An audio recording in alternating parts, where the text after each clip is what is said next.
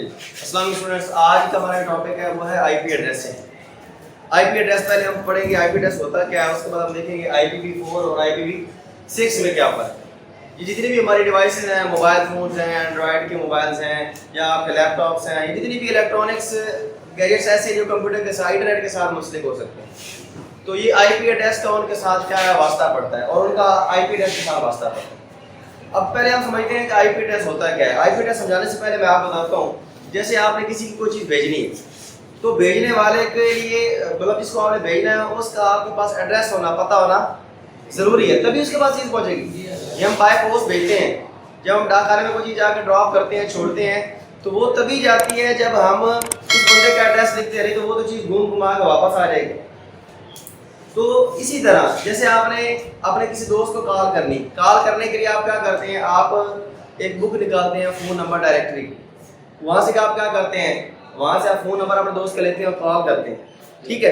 तो वो नंबर जो है वो एक स्पेसिफिक आपके दोस्त का है, वो एक नंबर 4 बंदों का नहीं हो सकता, वो एक नंबर 6 बंदों का नहीं हो सकता। जो एक नंबर एक बंदे के पास है, अब जो नंबर मेरे पास चल रहा है वो मेरे पास ही है, सेम नंबर किसी दूसरे बंदे के पास नहीं हो सकता, सेम नेटवर्क का नंबर किसी दूसरे बंदे के पास नहीं हो सकता। इस तरह आईपी एड्रेस भी जो है ये आप ऐसा समझ लें कि उस फोन नंबर की जगह पे आ, तो जो भी कोई डिवाइस है, कोई कंप्यूटर है, कोई मोबाइल फोन है, उसने जब भी इंटरनेट के साथ मुंसलिक होना है, जब भी इंटरनेट के साथ मुंसलिक होना है, तो ये आईपी एड्रेस क्या हो जाएगा, उसके साथ जुड़ जाएगा। क्या हो जाएगा, उसके साथ जुड़ जाएगा। आईपी एड्रेस वो बता रहा है कि एक इंटरनेट प्रोटोकॉल है। क्या है, ये एक इंटरनेट प्रोटोकॉल, ये खास शनाख्त कुनिंदा, ये क्या है, खास। जैसे मैंने आपको बताया कि जो एक मोबाइल नंबर एक बंदे के पास है वो दूसरा किसी के पास नहीं होगा, जो एक नंबर एक बंदे के पास चल रहा है वही नंबर दूसरे बंदे के पास सेम नेटवर्क का नहीं चल सकता। इस तरह ये आईपी एड्रेस जो होता है ये एक इंटरनेट प्रोटोकॉल है, और ये भी क्या होता है, खास होता है। क्या होता है, खास। जो एक डिवाइस के साथ लग गया वो वाला नंबर किसी दूसरे को नहीं मिल सकता। अगली बात,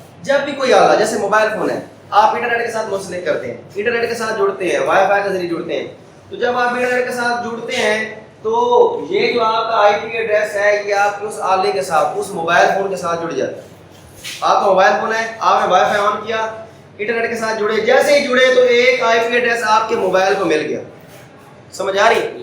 तो ये जब आपके मोबाइल को वो आईपी एड्रेस मिलता है तो ये देता कौन है, एक सर्वर है, उसका नाम होता है DHCP।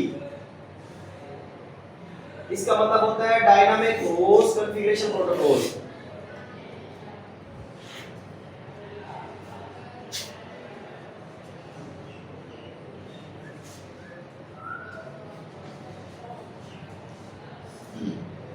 Dynamic host configuration protocol ये एक सर्वर होता है आपके पास। ये क्या करता है कि जब भी कोई आला, जब भी कोई कंप्यूटर इंटरनेट के साथ जुड़ता है तो इसका काम यही है कि उसको आईपी एड्रेस दे देना। क्या दे देना, आईपी एड्रेस। कि जो भी आला कंप्यूटर के साथ इंटरनेट के साथ जुड़ा है तो जैसे ही वो जुड़ेगा तो उसको आईपी एड्रेस कौन देता है, ये आपके पास जो सर्वर है DHCP। ये मैं एक्स्ट्रा बता रहा हूँ आपको, बताओ कि ये इंटरनेट का जो इंटरनेट प्रोटोकॉल है या आईपी एड्रेस है ये कौन देता है, ये एक सर्वर है, इसका नाम DHCP है, डायनामिक होस्ट कॉन्फ़िगरेशन प्रोटोकॉल।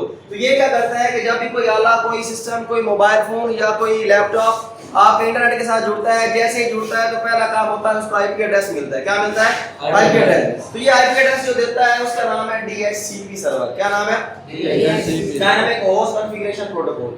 अब अगली बात आएगी कि आईपी एड्रेस के हमारे पास वर्जन है 2। कितने वर्जन है, 2। जैसे आप कहते हैं देखे नहीं कि जी इस मोबाइल का नया वर्जन ये आ गया, इसका नया वर्जन ये आ गया।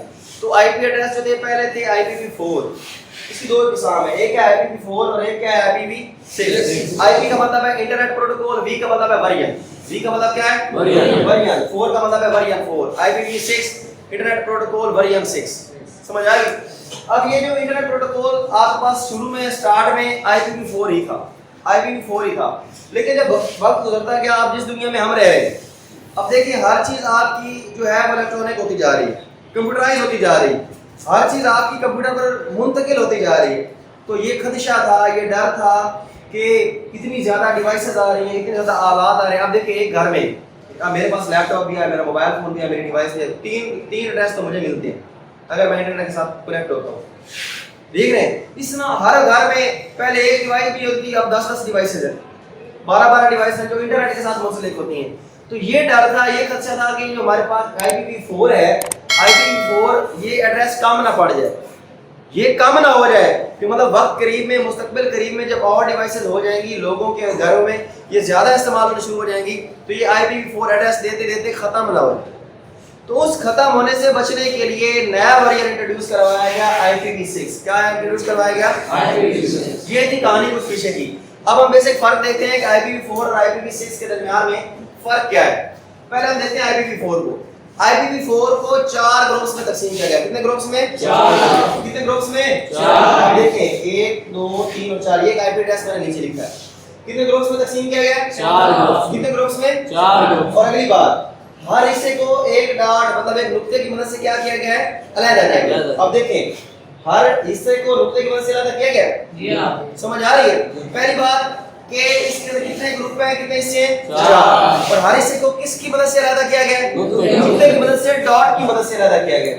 और नेक्स्ट वो बता रहा है कि हर ग्रुप, जैसे एक ग्रुप ये है, एक ग्रुप ये है, एक ग्रुप ये है, एक ग्रुप ये है, हर ग्रुप में जो वैल्यूज हो सकती हैं उसकी जो रेंज है वो हमारे पास 0 से लेकर 255 तक, 0 से लेकर 255। अब ये मैक्सिमम 255 हो सकता है, ये भी 255 हो सकता है, ये भी 255 और ये भी 255, और कम से कम 00 हो सकते हैं। समझ आ रही? तो ये आईपी एड्रेस जो है IPv4 का पहला बताया, पहले उसने बताया कि इसके 4 हिस्से हैं और हर हिस्से को नुक्ते की मदद से अलग किया गया, और हर ग्रुप के अंदर 0 से लेकर कितने हो सकते हैं? 255 तक वैल्यूज हो सकती है। यहाँ पे ये वैल्यू 255 भी हो सकती है, 250 भी हो सकती है, 160 भी हो सकती है, कुछ भी हो सकती है। तो ये वैल्यू 0 से 255 के दरमियान में रहेगी। समझ आया? नेक्स्ट, और हर ग्रुप के लिए कितनी बिट्स दरकार है? 8। कितनी दरकार है? 8। अब ये पहला ग्रुप है, इसके लिए कितनी है? 8। अगले ग्रुप के लिए कितनी है? 8। उससे अगले के लिए भी 8। उसके अगले के लिए भी 8। टोटल देखिए कितनी बनी? 16 24 और 32। तो IPv4 के लिए टोटल कितनी बिट्स चाहिए? 32। कितनी चाहिए? 32। क्लियर हो गया? ये था हमारे पास IPv4। सबसे पहली बात, इसके कितने हिस्से हैं? 4। हर ग्रुप को किसकी मदद से अलग किया गया है? नुक्ते की मदद से। और मैक्सिमम किस रेंज में वैल्यूज आ सकती है? 0 से लेकर 255 तक। और हर ग्रुप को महफूज करने के लिए 8 बिट्स जब चाहिए थी, ऊपर हमने बात की ना कि हर ग्रुप को महफूज करने के लिए 8 बिट्स चाहिए, तो ग्रुप का टोटल 4 कितने हैं? 4। 8 + 4 कितने हो गए? 32। तो इसका मतलब है कि IPv4 को अगर महफूज करना है तो कितनी बिट्स दरकार है? 32। आते हैं IPv6 की तरफ। इसके अंदर IPv6 है हमारे पास, इसके हिस्से हैं हमारे पास 8। IPv6 के हिस्से हैं 8। कितने हिस्से हैं? 8। कितने हिस्से हैं? 8। उसमें आपने देखा था कि आपने एक नुक्ते की मदद से IPv4 को अलग किया था, लेकिन जब बात होती है IPv6 की, तो IPv6 के अंदर जब हम इसको इन ग्रुप्स को अलग करेंगे, क्योंकि ग्रुप है 8 और हर ग्रुप को अलग करने के लिए मैंने बताया कि कॉलन लगाते हैं। क्या लगाते हैं? ये 2 नुक्ते देख रहे हैं, 2 नुक्ते, ये जो 2 नुक्ते हैं इनको हम बोलते हैं कॉलन। क्या बोलते हैं? कॉलन। अब ये देखो, हर ये एक ग्रुप है आपके पास, ये दूसरा, ये तीसरा, ये चौथा, ये पांचवा, ये छठा, ये सातवां और 11। यही बात किया ना, 8 ग्रुप होते हैं। कितने ग्रुप होते हैं? 8। और हर ग्रुप को अलग करने के लिए क्या लगाते हैं? कॉलम। क्या लगाते हैं? कॉलम। ये 2 नुक्ते लगाते हैं। और अगली बात, एक हर ग्रुप में हमारे पास 4 हेक्साडेसिमल इंच होते हैं। कितने इंच होते हैं? 4। कितने इंच होते हैं? 4। देखो 1 2 3 4। हेक्साडेसिमल का कैसे पता चलेगा?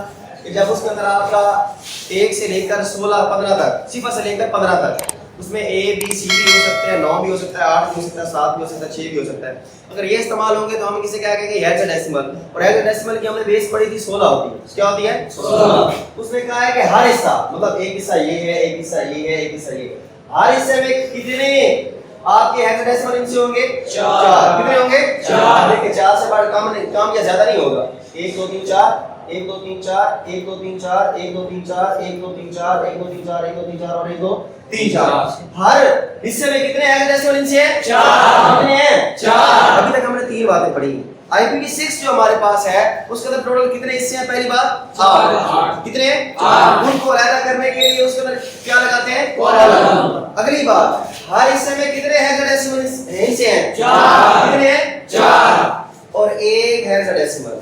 अब देखो ये 4 जो है 4 हेक्साडेसिमल हिस्से हैं एक ग्रुप के अंदर, और एक जो आपका हेक्साडेसिमल अलग है, जैसे ये है, जैसे ये 5 है, इसको अगर आपने महफूज कराना है तो आपको बिट्स चाहिए 4। कितनी चाहिए? 4। कितनी चाहिए? 4। ये पूरा ग्रुप होगा जिसमें 4 हेक्साडेसिमल हिस्से होंगे और एक हेक्साडेसिमल, जैसे मैंने 5 को ले लिया, इसको महफूज कराना तो बिट्स चाहिए 4। कितनी चाहिए? 4। अगले के लिए भी कितनी चाहिए होंगी? अगले के लिए भी, अगले के लिए भी 4 4 8 12 और 4 16। तो पता चला कि एक हिस्से को महफूज करने के लिए कितनी बिट्स चाहिए? 16। कितनी चाहिए? 16। कितनी चाहिए? 16।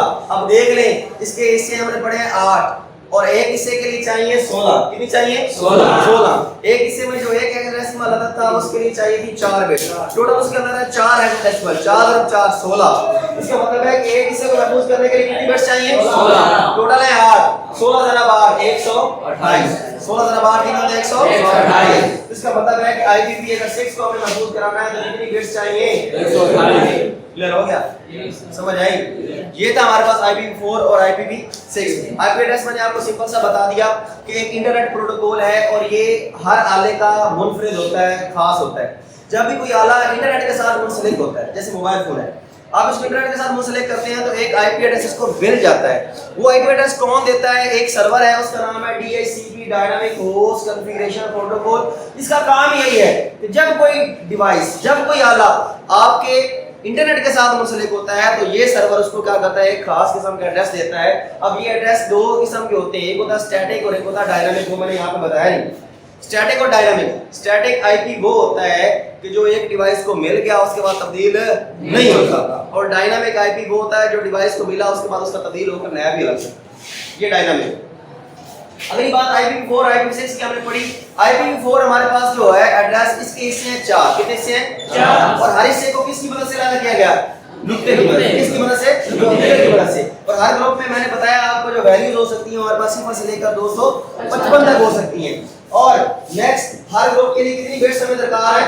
8। कितनी है? 8। टोटल हमारे पास हिस्से कितने हैं? 4 4 4 32। तो IPv4 को महफूज करना तो कितनी बिट्स दरकार होगी? 32। आगे आते हैं IPv6 की तरफ, जिसके हिस्से हमारे पास 8। कितने हिस्से हैं? 8 हिस्से हैं। और हर हिस्से को अलग करने के लिए हम क्या लगाते हैं? कॉलम। क्या लगाते हैं? कॉलम। और हर हिस्से में कितने हेक्साडेसिमल अदद हैं? 4। और एक को महफूज करने के लिए कितनी बिट्स दरकार है?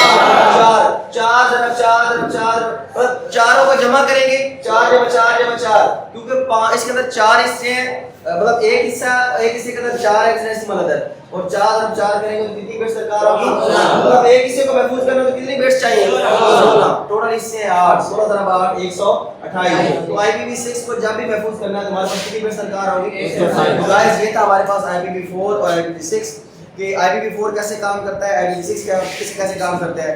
तो उम्मीद करते हैं गाइस कि आपको इस टॉपिक के अंदाज में समझ आ गई। तो दुआ में याद रखिए। अल्लाह।